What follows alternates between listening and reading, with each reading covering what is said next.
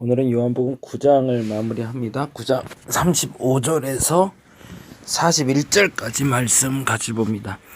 9장 35절에서 41절까지 같이 보겠습니다.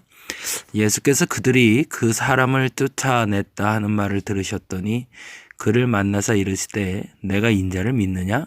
대답하여 이르되 주여 그가 누구시오니이까 내가 믿고자 하나이다. 예수께서 이르시되 내가 그를 보았거니와 지금 너와 말하는 자가 그이니라. 이르되 주여 내가 믿나이다 하고 절하는지라. 예수께서 이르시되 내가 심판하러 이 세상에 왔으니 보지 못하는 자들은 보게 하고 보는 자들은 맹인이 되게 하려 함이라 하시니 바리새인 중에 예수와 함께 있던 자들이 이 말씀을 듣고 이르되 우리도 맹인인가? 예수께서 이르시되 너희가 맹인이 되었더라면 죄가 없으려니와 본다고 하니 너희 죄가 그대로 있느니라. 아멘. 맹인, 요즘은 이런 단어들이 이제 성경에도 좀 바뀌어야 될 것 같죠. 시각장애인이라는 말로 이제는 변형돼서 쓰여야 될 텐데, 물론 우리 입에 익숙한 단어이기 때문에 익숙한 것들을 바꾼다는 건 굉장히 어려운 일입니다. 그럼에도 불구하고 그것이 한 사람의 인격을 무시하거나 격하시키거나 비하하는 말이 된다면 우리는 조금 바꿀 필요가 있고, 아니 당연히 바꾸어야 되는 게 맞죠. 그럼에도 불구하고 아직 성서적인 단어들이 과거에 쓰던 용어들로 사용되기 때문에 읽을 때 혹여 시각장애인들이 이 단어의 본문을 듣다가 마음의 불편함을 느낀다면 어떤 곳에서든 그런 이들과 교제하게 되었을 땐 미리 양해를 구하고 그 용어를 사용했으면 좋겠고요. 그렇게 하는 것이 그리스도인의 바른 도리라고 생각을 합니다. 저 역시도 많이 달라진 언어들에 대해서 사용하는 습관이 익숙하지 않기 때문에 설교 때나 사람들과 대화하며 그런 실수들을 종종 할 때가 있는데, 그럴 때마다 주지하고 반복해서 고쳐가는 연습을 하는 것이 진짜 그리스도인이 맞겠죠. 오늘 본문의 이야기는 그와 비슷한 이야기로 연결이 되고 있습니다. 그가 시각장애인으로 살았다는 이유만으로 그 말이 믿어지지 않는 것도 있지만, 그를 고친 예수께서 안식일에 죄를 범했다는 이유만으로 예수를 버리고 있는 사람들을 만나고 있는 거죠. 뭐죠? 선입관이죠.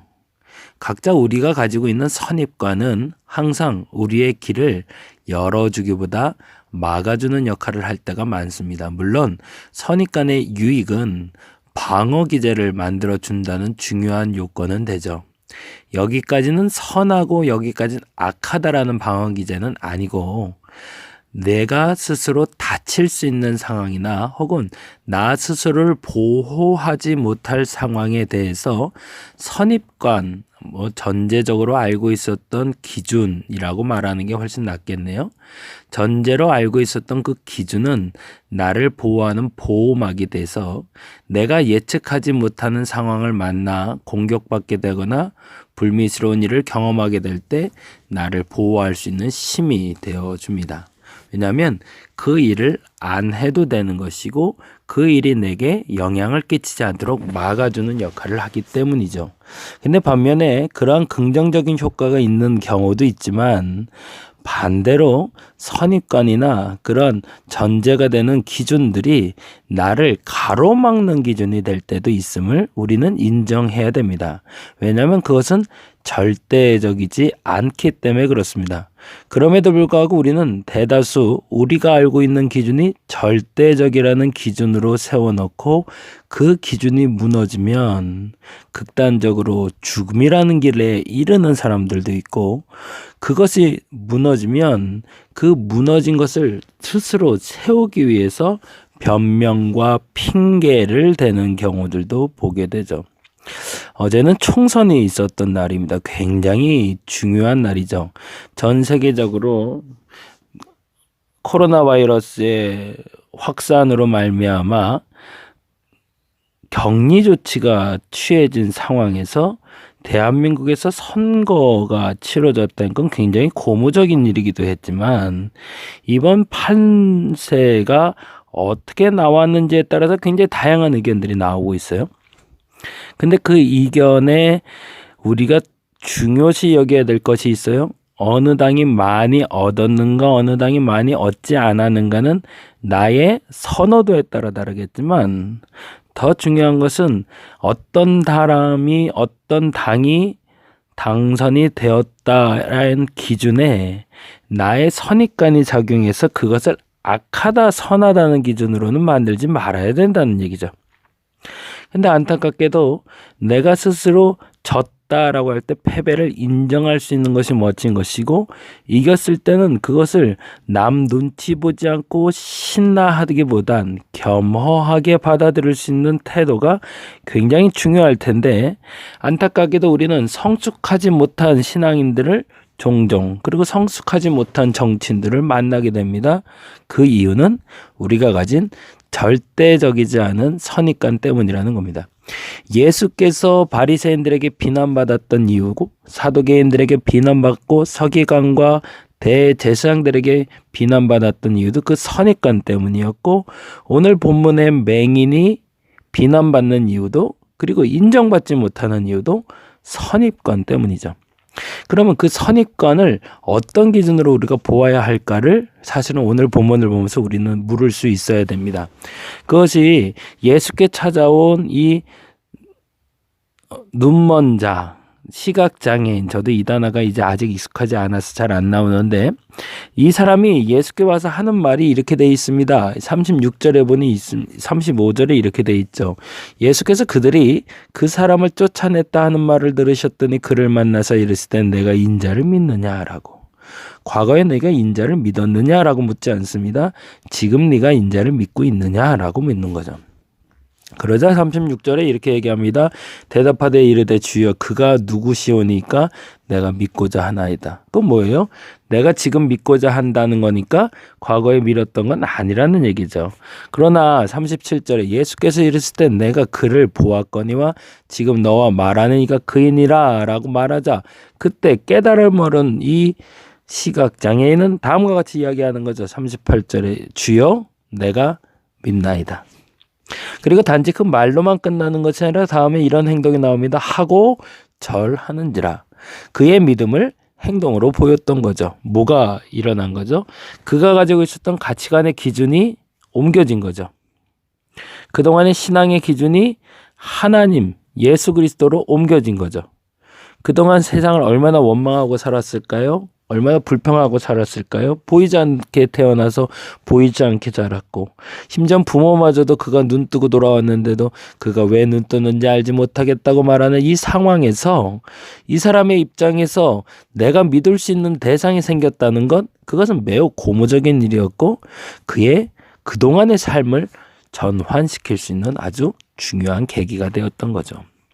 그러는 반면에 바리새인들은 이렇게 얘기하고 있죠. 40절에 보니 바리새인 중에 예수와 함께 있던 자들이 이 말씀을 듣고 이르되 우리도 맹인인가? 그건 뭐죠? 그들의 선입관이 깨진 건가요? 안 깨진 건가요? 아직 깨지지 않은 거죠. 절대 깨질 수 없을 겁니다. 그래서 41절에 이렇게 얘기하시는 거죠. 예수께서 이르시되 너희가 맹인 되었더라면 죄가 없으려니와 본다고 하니 너희 죄가 그대로 있느니라. 맞습니다. 내가 스스로 인정할 수 있다면 내가 지금까지 알아왔던 선입관이 절대적인 것이 아니었다라고 인정할 수 있는 사람은 바뀔 겁니다. 그런데 그것을 인정하지 못하는 사람은 어떻게 된다는 거예요? 절대 바뀔 수 없다라는 거죠. 파도가 밀려올 때 파도에 피해를 입는 사람들도 있고요. 파도를 타고 쉼을 얻는 사람들도 있습니다. 뭐가 다른 걸까요? 파도를 몸 그대로 받아들이는 사람은 피해를 입는 것이 아니라 쉼을 얻을 수 있지만, 파도를 미처 예측하지 못하고 몸으로 맞닥뜨린 사람들은 피해를 입겠습니다. 예를 들자면 쓰나미가 몰려왔을 때죠. 쓰나미가 몰려왔을 때 자기의 방식으로 쉼을 얻고자 했던 사람들은 모두 다 희생을 당하고 맙니다. 어떤 일이 벌어졌어요? 거긴 휴양지인데, 휴양지에서 내가 쉬고 있는데 쓰나미가 온다고 내가 피해? 아니야, 그런 일 절대 없어 라고 했다가 다 당했던 거죠. 근데 반면에 쓰나미가 몰려올 때 당하지 않고 희생당하지 않던 대상들이 있었습니다. 누구죠? 동물들은 그랬습니다. 왜 그랬죠? 자연에 순응하고 있었던 거죠.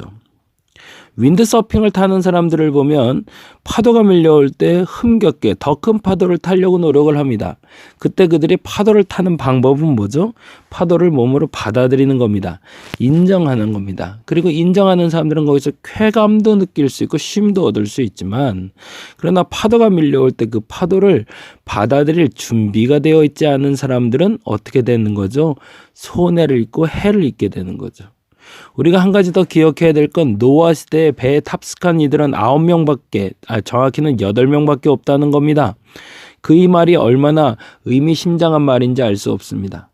그 오랜 기간 동안 배를 만들며 사람들의 어떤 눈으로 그 배를 바라봤을 거라는 거죠. 그 무서운 선입관을 우리는 깰 수가 없었습니다. 무슨 놈의 산에 배를 만들어? 무슨 이렇게 좋은 날이 많은데 심판이 와? 그런데 결국엔 어떻게 된 거죠?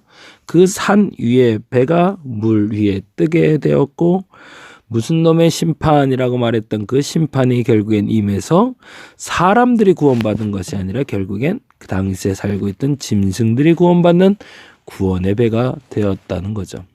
이 무서운 사실을 우리는 다시 한번 기억하며 오늘 이 시간에 다시 한번 점검해 보기를 원하는 것은 나의 무섭고 철옹성처럼 막아 있는 선입관은 무엇인가를 점검해 볼 수 있는 시간이 되었으면 좋겠습니다. 빨간색 당은 안 되고 파란색 당도 안 되고, 그 기준을 이제는 좀 바꿔볼 필요가 있겠습니다. 여당은 되고 야당은 안 되고, 야당은 되고 여당은 안 되고, 2번을 찍어야 돼, 1번을 찍어야 돼. 난 항상 1번 찍었으니까 1번 찍을 거야. 난 항상 2번 찍었으니까 2번 찍을 거야. 그 선입관이 바뀌어야 됩니다. 어떤 당이 옳은가, 어떤 당이 더 옳지 않은가를 보는 것은 사실은 아닙니다. 개인적으로 봐도 누가 옳은지는 사실은 모르겠습니다. 그럼에도 불구하고 지금 우리가 갖고 있는 투표권을 행사하고, 그리고 우리가 정치인들을 견제하며 그들의 중용을 지킬 수 있도록 이끌어주는 건 결국엔 국민들의 힘이지 정치인들의 힘은 아니라는 겁니다.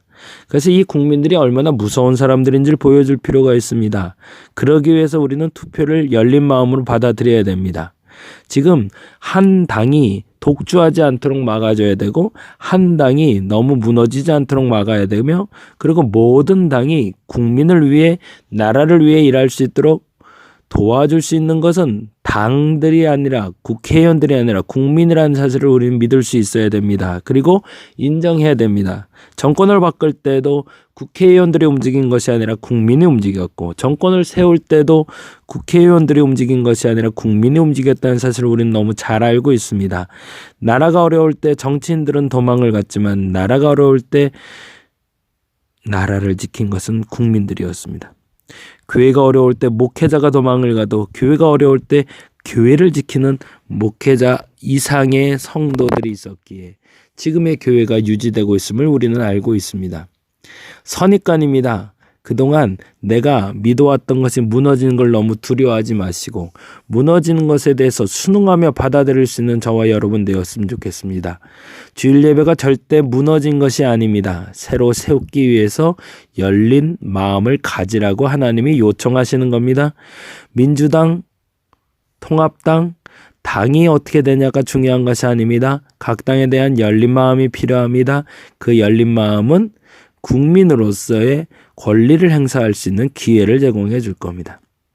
노아의 방주를 보며 노아의 방주에 오르고자 했던 열린 마음이 있었던 사람들은 구원받았을 겁니다. 그러나 그들이 없었을 때 8명만 탔음을 우리는 기억해야 됩니다. 파도가 몰려올 때 파도를 몸으로 받아들이는 것이 아니라 열린 마음으로 받아들여서 파도를 통해서도, 고난을 통해서도 쉼과 안식을 얻을 수 있는 저와 여러분 되었으면 좋겠습니다. 오늘은 이렇게 기도하죠. 하나님, 나의 선입관, 내가 그동안 절대시했던 복음이 아닌 다른 진리들은 무너지게 하여 주시고 다시 세워지게 해달라고.